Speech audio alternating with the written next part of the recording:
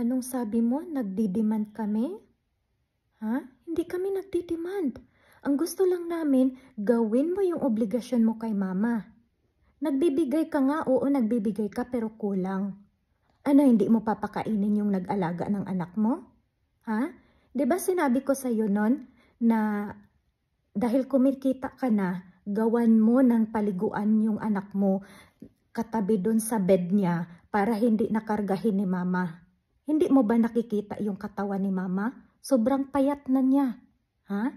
Nung umuwi ako, sobrang payat niya, awang-awa ako. Pero tinitiis ko lang, hindi ko pinapakita. Ha? Tapos sasabihin mo, pinapabayaan namin?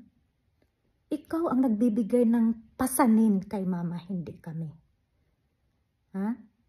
Ano, gusto mo ilabas ko lahat ng baho mo dito? Ha? Hindi lang to. Dito pa lang to, oh. Dito pa lang to. Yung nilabas ko, ha? Dito pa lang. Dami kong alam sa'yo, girl. Ha? Wag ako. Ha? Baka naman kailangan isip-isipin mo yung pinagpo-post mo, ano? Para kaming walang tinulong kay mama since birth. Ano, nagpapakasarap lang kami dito? Ha? Hindi mo alam?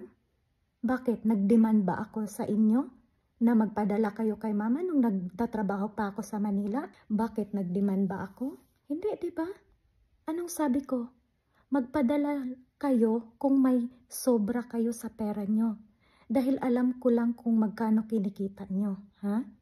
Hindi ko sinasabing magpadala naman kayo, te, kasi puro ako na lang. Ha? Kailan ko sinabing magpadala kayo?